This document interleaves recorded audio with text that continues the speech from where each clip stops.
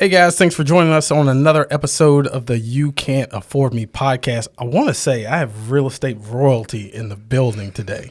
Yeah, you hear him chuckling. Come on, man. Come on. Today we have Mark, president of Napier ERA. Mark, how you doing today, buddy? I'm doing great, Sam. Thanks for having me in here. I look forward to it. This is you and I have had some good chats before, but this is the first big official. For sure. The world needs to hear what we're talking about, man. I like it. So first, tell everybody who you are, what you do. All right. As Sam said, my name is Mark Joyner. I know it's a little confusing. I'm president and principal broker of Napier ERA, even though my name is Joyner. I'm in real estate. So people get that confused sometimes. But yeah, president and principal broker over at Napier. Been at Napier 25 years. I've been in real estate here in the Richmond, Central Virginia area for 33. Nice. So talk to me first about what did you do prior to real estate? Like what led you into this field? I'm a little bit of an odd duck in real estate in that if you ask 10 realtors, maybe one or two of them are going to tell you they went to college, got out of college, and got into real estate. Yep. I'm one of those. I'm one of those too. I went to James in Madison, and I had no intentions of being into real estate. My dad was I call myself an SOB twice over because my dad was a builder and a broker, so I'm a son of a builder and son of a broker. So had real estate my whole life, had building my whole life. And I enjoyed it. It wasn't like I didn't enjoy it, but I wanted to do something different. So I go to JMU, I jump into finance. I'm going to be a big financier, work downtown, wear a suit every day, get in the high-rise building, pay for my parking underneath the building, all that good stuff. I went down and interviewed a couple of the big banks down there, and I kind of realized that wasn't for me. Yeah. And I'm still at JMU. And just so happened they had a real estate concentration as part of the finance major. So I jump into the real estate concentration, trying to improve my GPA from freshman year, and thinking it'd be easy. And sure enough, it was. It was very easy to. Easy to you. Easy. Yeah. Okay. Fair enough. Fair enough. A good comment. Easy for me because I felt like I'd been around it my whole life. So a lot of it was like, I'm not going to say common knowledge, but I'd seen it, heard it, done it. Yep. You lived it. I lived it and jumped right through it. So I get out of JMU. I got licensed my junior year of JMU. So I was a licensed salesperson in Virginia to sell real estate my entire senior year. I was too busy trying to graduate. Didn't do any sales. But jumped out of JMU. Well, hold on. That's quite an accomplishment. You're a licensed real estate agent your senior year of college. Correct. Yeah. I wish I'd done a sale, man. It would have been so cool to go up on campus with a wad full of cash. Yep. Didn't do it, though. You're like the cases of Beast Lighter on me, guys. All the global beer you can drink. Yeah. Yeah, so I graduated from JMU, maybe took a week to myself, I forget where I went, Nags Head or somewhere close by, came back and just jumped into real estate sales at 21, 22 years old. No, you just said something right there. Why did you take a week before you jumped into it? That's a good question. I felt like I had been on kind of a treadmill just trying to, get out of college straight. Yep. Like I say, I was working hard the last few years to improve my GPA, which I did, thank goodness. And I just needed a little reset. I knew I needed a little reset. I couldn't just jump, graduate college on Wednesday or Thursday, whatever it was, and then, start working Monday. Yep. I just wanted to go read a book, listen to the ocean, do nothing, no classes, no homework, no exams, no work, no pressure, no nothing. And I've tried to, we'll talk about that later, but I've tried to follow through with that theory or that theme throughout my entire business career. Yeah. I was just about to say that. Like, that's a point that a lot of people need to take where I know myself, I'm guilty of this, where I'm just running nonstop. And it's like sometimes you just have to take a moment and just breathe. No doubt. Like, just let it soak in. Like, today as I was running around the office, I'm like, you know what? I just need to go outside, take a walk, and, like, clear my head for a second. Like, I got a lot of things that I'm thinking through, and it's like, you don't have to take a week, but even if it's like taking 15 minutes to clear your head and just stop, like realizing, hey, things aren't on fire. You're good. Let's take a minute, regroup, get our head together, and let's jump back into it. Yeah. I didn't know how important it was a few years ago, not like 10 years ago. But a number of years ago, one of my mentors, Brian Buffini, told a story about the rest-run process. And he used I don't know if you're familiar with it. I really wasn't until he talked about it, the Iditarod race, that crazy dog race like across Alaska. I mean, it's like the most insane thing. So they run these dogs for days, and it's, thousands of miles on a dog sled, right? And this guy set the record, and because he never slept and never really ate, and burned his dogs up and had all this heavy carb stuff just to keep his dogs running. I don't know. He lost a number of them during the race, but his whole thing was kind of like you were just talking about: press, go, and almost set the record. Yep. And that stood for a long time. And then all of a sudden, this guy shows up out of nowhere years later, and just blows the record out of the water. And his dogs weren't didn't look like Hulk Hogan, 12 Hulk Hogan standing there or whatever.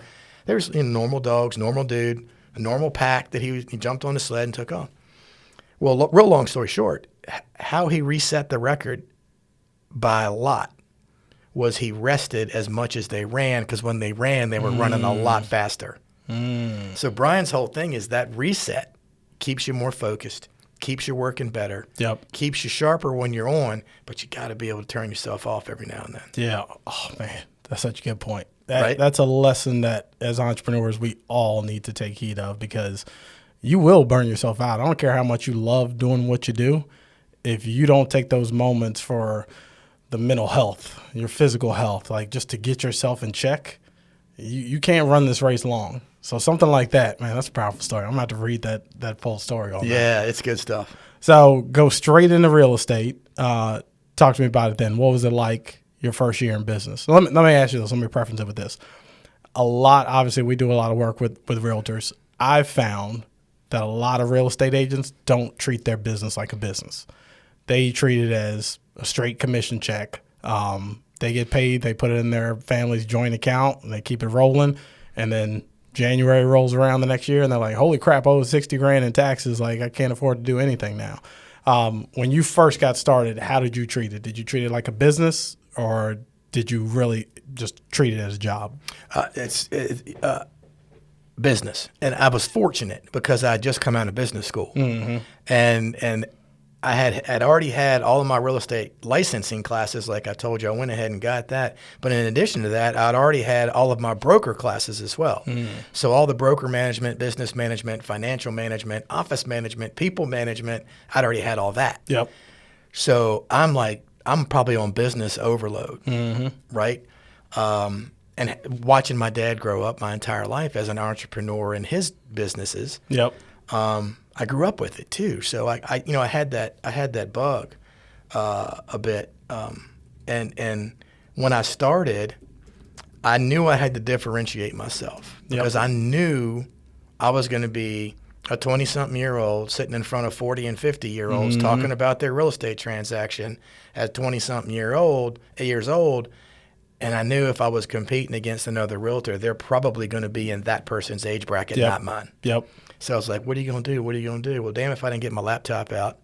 My 1990s Toshiba blue screen, white text laptop. Oh, man, you were rolling then. Rolling, man. I was big time. It cost me probably $3,000 back then. It's crazy how much computers were back then. But the MLS had just gone, believe it or not, this is how old I am. The MLS had just gone live data and was overlapped with the old MLS book, which is a big 2-inch thick newsprint, black and white book. And that's how realtors used to sell real estate. Wow. So I would show up, and maybe they have, some copies of the book that the other previous agents gave them. I said, oh, so y'all seen some stuff out of the book. Let me show you my fancy computer here. I was like, yeah, the info in the book isn't bad. I mean, the sold info is 6 months old, and even the freshest info is at least a week, if not 2 weeks old. Let me show you what happened today. And I'd say, this is what came on the market today. This is what went under contract today. I'm a little different. I think current information is super important, and I'm plugged into what happened today, yesterday, and the day before, not 2 weeks and 6 months ago. And that got me through my first year. I mean, I didn't set the world on fire, but made plenty of money, put some money in the bank. I was able to pay my bills, and I knew I needed some help in running my business. So I got some software back in the day, and I didn't use all the software. It was a humongous piece of software called Top Producer way back then. And back then you could actually buy the discs and then load all those discs in your computer, and then the software lived on your computer. Yep. I did all that. But I used enough of the software to where I could run the business, manage my business, and like you say, treat it like a business. That you made a good point that I don't even think you realized is that because like when I started my career, I was in the mental health space. And for me, it wasn't technology. It was the way I dressed. I was like coming in as a 22, 23-year-old, like these people aren't going to take me seriously. I got to look the part. And you ultimately did the same thing. But like the bar you just dropped there is looking ahead and how that can accelerate your career. So in today's world, I look at like AI. I'm preaching to everybody nonstop, like figure out a way to utilize AI in whatever business it is that you're in, because that's going to give you a jump on what your competitors are doing. A lot of them are like, this AI thing's a fad. It's not going to, I'm telling you, it's not going anywhere. But figuring out how you can integrate that into your business, and that's one way that you can differentiate yourself from everybody else that's out there in the field. Man, I like it. You also said something else, growing up with a father who was an entrepreneur. Kind of break it down. What would you say are the top 3 lessons you learned growing up under an entrepreneur? Because I always think if somebody's a UPS driver, your dad's a UPS driver, there's certain conversations that are probably being had at the dinner table. Then I think of like the Rockefellers or anybody on that level. What are their kids learning just at the dinner table each day that most kids don't get the opportunity to learn? So same thing in your situation. I'm sure the conversations were a lot different at an entrepreneur's dinner table than they are at somebody who works 9 to 5. So what would you say are top 3 lessons that you got from your father? Well, the one thing I'll say about being an entrepreneur's son and in a family business is that, unfortunately, a lot of the meals became a business meeting. A lot of Christmases became business meetings. A lot of Thanksgiving became business meetings. There's a whole story behind that. And but looking back on what I learned from my dad is a hell of a businessman, and he's actually still in real estate. He's still with us, which is great. He works with me on my real estate team. He's in his golden years. I think he's going to be 80 this year, and still kicking, still driving, still rolling around, still taking walks around the neighborhood with my mom. And he, for some reason, he had the innate desire to swim upstream. Mm-hmm. And I think some entrepreneurs think that that's the only way to get ahead or to win or to beat what's the system or what's going on. But I learned from him that you don't always have to swim upstream. You don't always have to be the opposite of what everybody else is doing. Maybe you can embrace some of what they're doing, do it even better, and then go side stream or go upstream even faster. Don't need to reinvent the wheel. No, I don't think so. I think you can polish it up, build a better one, put some paint on it, widen the tires, make the tires taller, whatever you do to the wheel. But you can make it your own wheel and still succeed. So I never looked to directly swim upstream, but I was always looking for that advantage, edge, difference, and how to make that, like I talked about with my laptop, how to make that a benefit to whoever I was meeting with. Because if it's not a benefit to them, great, it looks good, but who cares? So I'd say that's probably number 1. Number 2 is be very careful starting a family business. And my mom worked in the business. Love my mom. She's super talented in design and selection. And so as my dad's building career progressed, he slowed down from big neighborhood building and went into custom home building. And my mom got really deep into selections and decoration and design. And but my dad looked at me one day. He's like, "Son, I'm going to tell you something." He's like, "Don't ever hire somebody you can't fire." I was like, okay. I said, "I hear you, Pa." He's like, "I love your mama." He said, "But I'm going to tell you what, it's tough to work with somebody all day, every day, then sleep with them, then get up and have breakfast with them, then you're working all day, and then you look, and then you're having dinner together, and then the whole thing starts over again." Man, you just dropped a bar right there. Because as I grow, probably next year is where I get really hardcore with my real estate investing.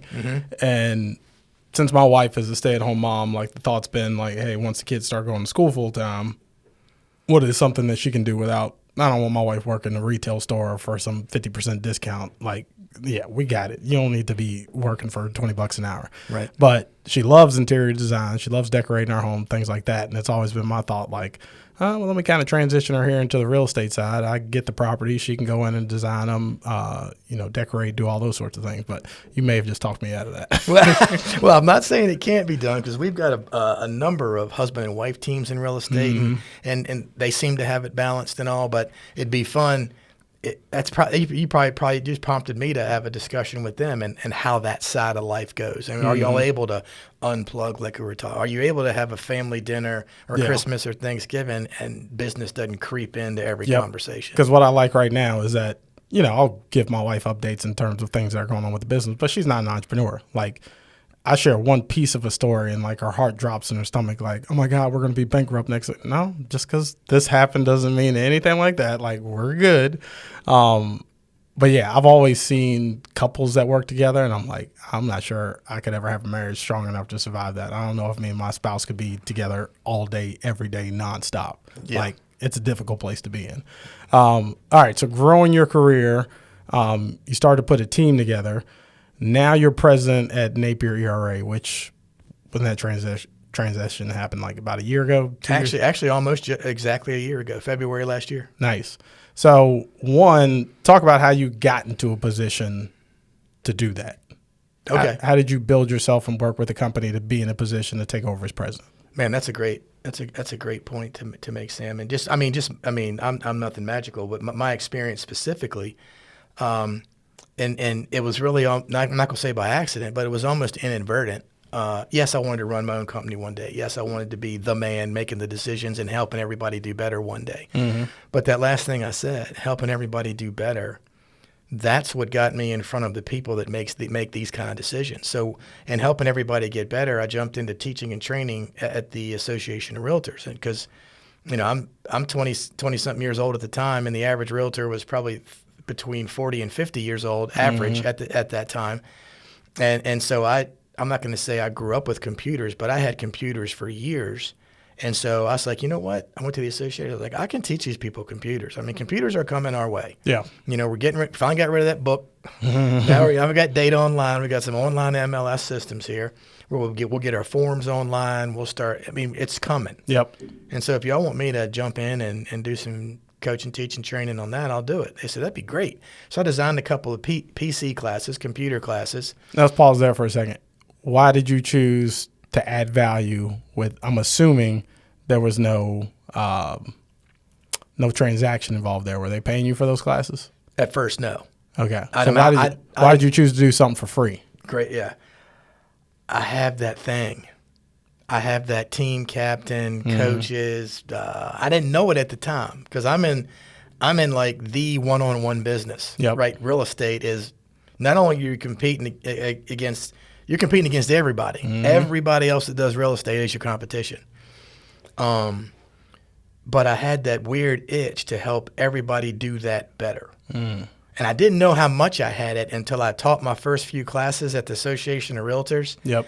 And that first standing ovation or the first whole rouse of claps from everybody in the room and thank you handshakes as everybody was leaving, man, I was like, it's like a drug. Yeah, this is what charges my batteries back up. And as an entrepreneur, you need to find that. Absolutely. I don't know what that battery charger is for any individual, but you got to spend some time to search that out. And when you get it, you'll find it and you'll know it. Don't ever forget it and always stay close to it. Yep. And it's interesting in your field because there is a lot of competition in your space. Like my space is competitive too, but I don't have as much competition as you do. With that, I think so many people, doesn't matter what field they're in, they are so worried about somebody taking their idea, running and doing it better. Like they hold all this information to their chest thinking that's going to serve them better. And you did the opposite. You said, hey, I want to add as much value to others as I possibly can with little to no pay. And when it comes to things like social media management, things like that, that's what I always preach to clients is that you got to be value driven first. The last thing we're trying to do is sell. We're branding here. Like if you get your name out and you're adding enough value to people, people will do business with you. And I'm sure over the years, as you're teaching those classes, there are realtors who fell off, may have reached out to you and said, hey, I'm getting out of the business, but somebody just hit me up that's trying to buy or sell a home. I'm referring them to you. That value that you're adding there is something that I think a lot of people got to get with. Like, to me, I really have no competition. And I know that may sound cocky, but my competition is who I look at in the mirror every day. I'm not worried about what anybody else is doing. So we're launching some stuff where I'm going to be teaching videography courses to other videographers. I don't think they're going to be able to do it like me. And most people that you give that information to, they're not going to run with it as hard and long as you will. Right. And they go out and build a client base. They build their client base. And for whatever reason, they need to leave the area, move out of the business, get out of the business. Well, who are they going to try to give back to? The one that gave to them. Yep. You know, and that's what you were talking about earlier, is that I didn't do it for that. But yeah, I mean, I had agents join our firm because they knew who I was. I've always continued to sell throughout this entire, process. And I still sell to this day, some, which I really enjoy. And when I come across another agent in the field, there's a pretty good chance that we've bumped shoulders, come across each other. And if they've been in one of my classes and I sat up front and just poured out everything I've learned over 33 years, I think they go into the transaction, even though they're representing the opposite client. Yep. But come into the transaction, they're like, this is going to be a good transaction. I know this dude, this is a good guy. Yep. We'll get this worked out. So I do think that over my 33-year career, that's helped me a bunch. Love that. Love that. So you start teaching the classes. We're moving into your role as president. You start teaching the classes. What else are you doing to move yourself in that position? I volunteered some time at the time, the MLS committee. And this is where some inadvertent things happened that put me in the position I am now. I think you were smarter than you realized you were. Well, maybe. So I volunteered for the MLS committee because this is when all this is going technology, right? And this is like, then we need this technology guy to help us. So I did that, and I helped them do some of that. Well, the second year I'm on the committee, they make me vice chairman.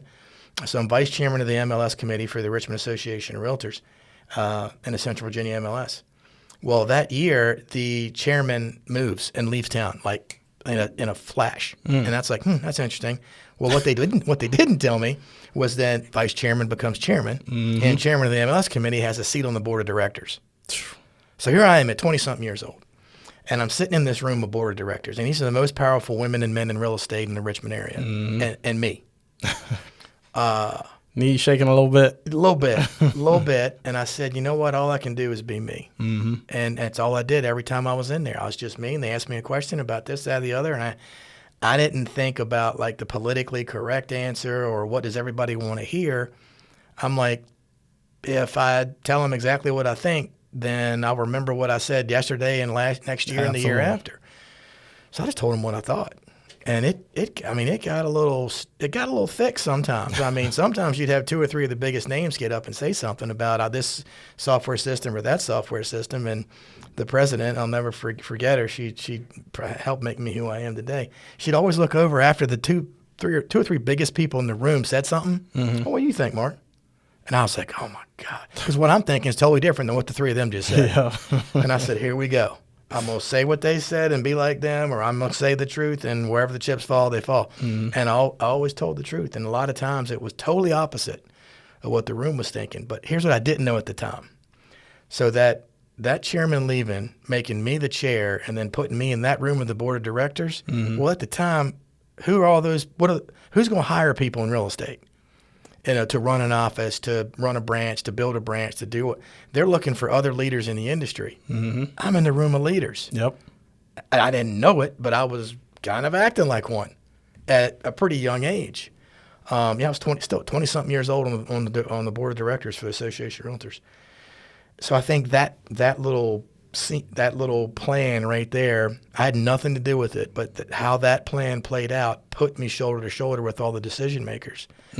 And if I was to pass along some advice to entrepreneurs, if you wanted to scale or if you wanted to do something bigger, get involved in some leadership roles. Get involved in those rooms. Yeah. And there was no pay for that, right? My pay was the words everybody else was saying. Yeah. I mean, I was there to learn and say a few things, and it ended up, that's how Jim Napier and I met. Is he met me teaching and at the board of directors from the Association of Realtors.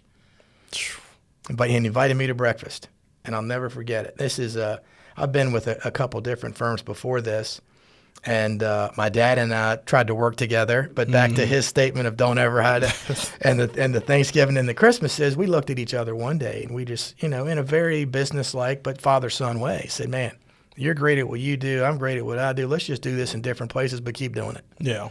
And we did. And we parted ways, and I went to work for a couple different firms, and Dad and I circled back and tried it again, and then we did the same result. And I'll never forget that second time we did it. We knew that was it. And Jim Napier called me within a week, and he said, "You want to have breakfast?" I said, "Sure." At this point in time, I've been in the business probably 15, 16 years.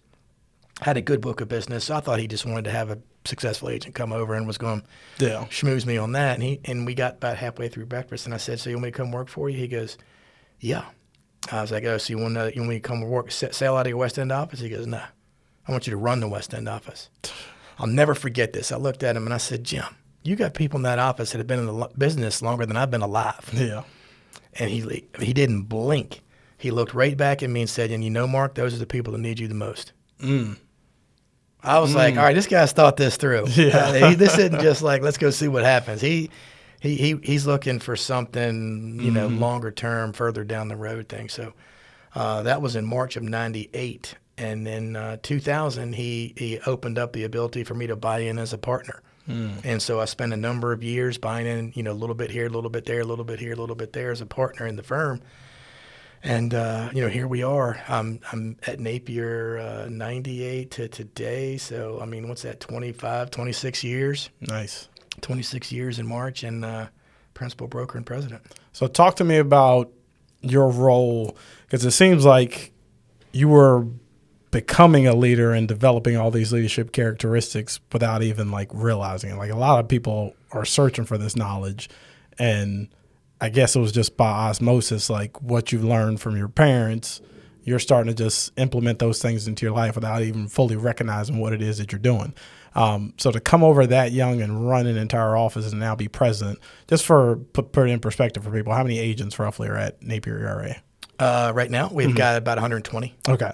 So looking at an organization that size, what was the change between you had your own team and how many people were on your team, in the early years? Early years, it was just me and one other person. My team today is I've got 4 people in Richmond and 2 people in Northern Neck. So talk to us about the difference between leading 4 to 6 people and the difference between leading 120 some people. Great question. Honestly, I would say if you can lead 4 or 5 people, and people talk about scale, that's a cool word nowadays. All you got to do is scale, scale this and scale that. Well, the only scale I know is the one I hate on every morning when I step on it. If you can do it well with 4 or 5 people, that your only constraint is time, right? And I'll never forget this. We had a management consultant in town, and we have all 4 of our managers sitting at the table plus Jim, and he's like, "All right, let me ask y'all something. And take a minute if you need to answer it." He's like, "How many agents can you manage? How many agents can you manage?" And I was like, I started counting on my fingers, and I fired back 22. He said, 22? Where'd that number come from? He said, "That's how many desks." I said, "That's how many desks I have in my office." He said, "I didn't ask you how many desks you have." I said, "How many people can you manage? Like, how do you want to participate? How much time is that participation going to take? How many days a week are you going to do it? And how many hours are you going to spend doing it?" Now go back and figure that out and tell me how many people you can manage. And I remember my number. My number back then was 41.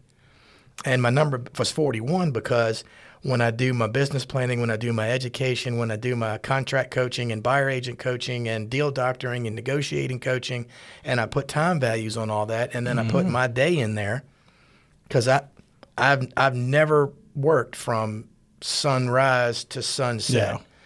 I've been working seeing the sunset. Yeah. And I've been working at the sunrise. But I work very hard to maintain some balance. Yep. Because I think that's super important. So when I figured that out, I was like, okay. And if you ask me, Mark, how many people you manage out of the office right now while you're president, while you're principal broker, while you're managing, while you're coaching and teaching, how many people are you managing now? 44. I've got 38 right now. I've got room for a few good ones. And that's a sign of a good leader on Jim's part to act, because I love hearing these stories where a mentor will come to someone, ask them a question, and then make them sit on that question for 24 hours and they come back and give the response. Like, to me, that's the mark of a great mentor that just doesn't come in the room and tell you like, oh, this is what you need to do. Right. They're like, no, think about this. Come back to me in 24 hours. Let's talk. Yep. That's a great way to help someone expand their mind, so you're not forcing them to something. That also shows you what you have in that person. Like, if you give them that question and they don't come back with the answer that you know is the right answer, it's like, okay, well, either this may not be the right person, or I got some different ways of coaching them to get them to where I need to be. Yeah. But that's a phenomenal thing, thinking about that. So breaking down your day and looking at that, how you talked about, balance at 38 now, managing 38 people on a day-to-day basis. Do you feel like you have a good balance of, because to me, there's never true work-life balance when you're an entrepreneur and you're in a high leadership position. Like, something's got to give from time to time. Like tonight, I got a Zoom call with my mentor at from 6 to 8 p.m. And normally I get home at 6 o'clock, get a couple hours with the kids before they go to bed. Then me and my wife get time to hang out, and then we go to bed. Tonight, I'm really not going to see the kids at all. I'm running the house. I'll kiss them. I'm going to have to go in my office and jump on this call. But I can even that out because, next weekend I'm going to be spending more time with the family. How do you feel with being president and still managing people directly that you're able to balance both sides of that? In the position I am now, where I still do have my team, and I still care about my 38 agents, and I still care about my 120 agents, and I care about my team, and obviously I care about my family. It's tough. Yeah. You have to frontline focus on that. I mean, almost every morning. Mm-hmm. Every morning you got to look at your calendar and you got to say, when can I take a breath today? And go out like you did and take a walk, or at least just stand outside and get some fresh air for a second. Yep. Or put the headphones on and listen to a little music. Mm-hmm. When is that time going to happen? And when is my family time going to happen? Mm-hmm. I do a class on time blocking because I don't believe in time management, because you can't manage time. Time's always ticking. All you can manage is the events you put in your time. Right? Preach. Right? Oh, so, we got to get this man a hip-hop contract, man. He's dropping bars up in here. So the first thing I recommend when you're scheduling your time out, you just got to schedule in some me time. They're like, wait a minute, I got to do contracts, got to meet people. It's coming. I was like, you got to schedule in your me time. Second thing you got to schedule in is your free time. Free time, me time? I was like, yeah, free time. Free time is not a lot. I mean, maybe it's 15, 30 minutes, a couple times a day, nothing in it. And I said, and then you got to schedule all your daily activities in, ranked from what makes you or gives you the biggest benefit to what somebody else can do for you. And there's what somebody else can do for you and what you have to do that doesn't make a whole lot of money. You got to crush that in the shortest amount of time possible and knock it out. Yep. Spend your good quality time on your money-making activities. And the free time, what that does for you in there is that if you get on a great phone call with your mentor, with a new future client, and that phone call goes twice as long, well, you've got that free time that you kind of ate into. And you can say, okay, so I ate into some of my free time. So what I'm going to do is I'm going to take off a little earlier. I'm going to really focus on knocking these 3 things out at the end of the day a lot quicker. Yep. So it takes the stress off of I'm 10 minutes late, I'm 10 minutes late, I'm 10 minutes late. So you got to put that free time in there. How do you manage your expectations so that you don't feel guilty about taking me time or free time? Because that's a hard part for me. I'll be honest with you. I do not like leaving my office before my other employees. And I know this is a mental thing that I have to get out of, because when I first got into my industries, it was like I had to work so hard because I was the youngest guy in the room. I had the least amount of education. So it's always been that thought process of like, nobody's going to outwork me. But at the same time, realizing I'm not Superman. Yeah. I can't do it all. And there is a level of guilt when sometimes on Friday, especially during the regular season with golf, I'm golfing every Friday, like by 12 o'clock. Like I've told my team, like, don't book anything on my calendar. I'm golfing. Right. And when I first started doing that, man, I felt really guilty. But how do you deal with that struggle, or do you have that struggle at all where it's like, do you feel guilty taking some me time?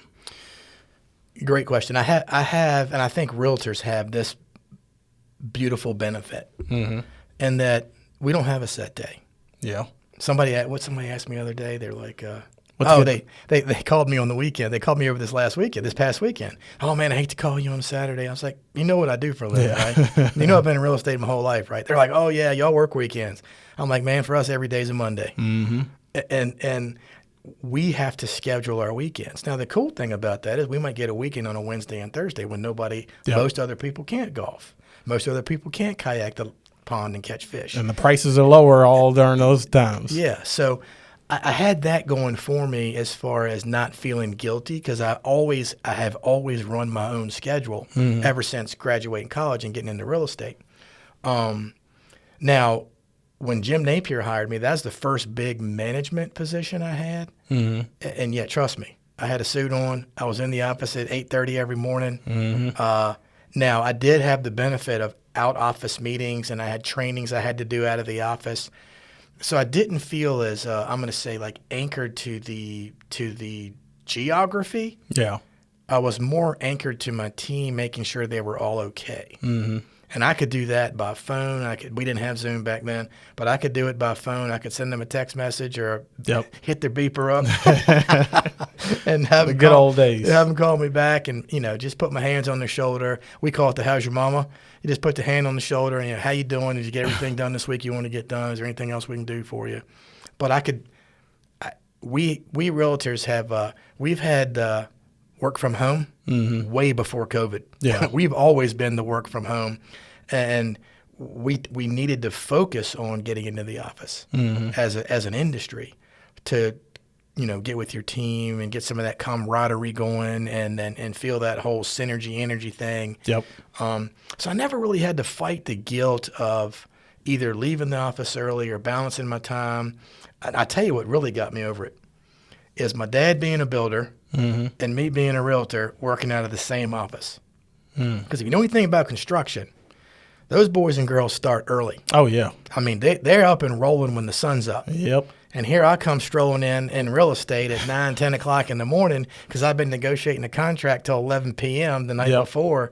And I come in bleary-eyed and, oh, did you stay up all night partying out there with your fellas? No. I was actually negotiating a contract for you back and forth till about 11:15, which is why I'm in here at 10 a.m. Yep. That was a huge rub. That was a huge rub, one, because obviously the relationship, but two, because the industries are like polar opposites when it comes to time.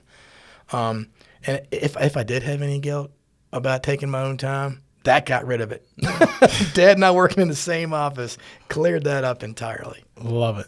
Last thing I'm going to ask you, if there's someone listening to this now, and they don't particularly need to be in the real estate industry, but they're young, they may just be a couple of years out of college, and they're trying to figure out their path, what would you recommend to them as an entrepreneur?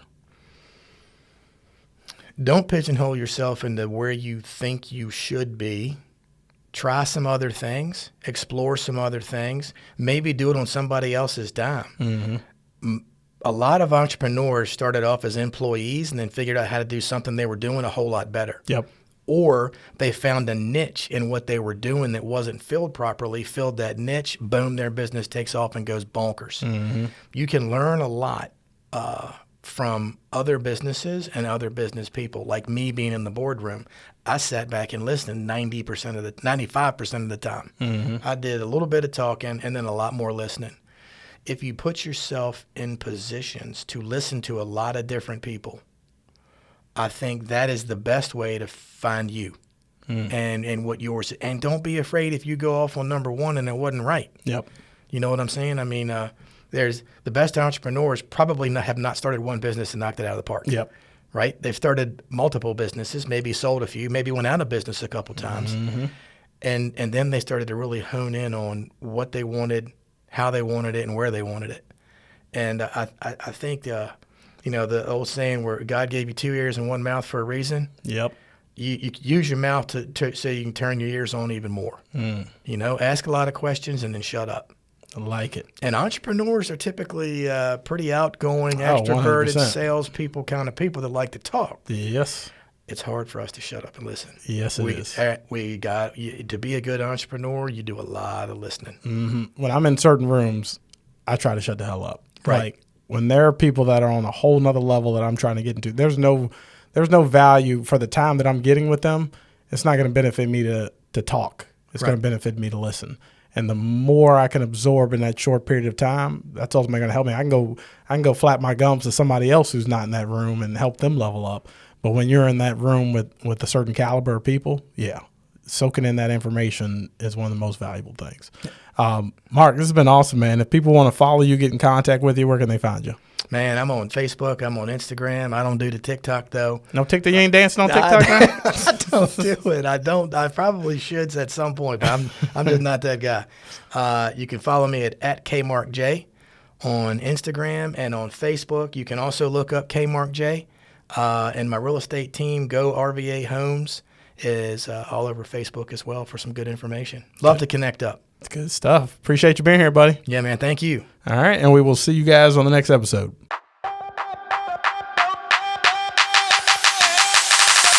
Yeah.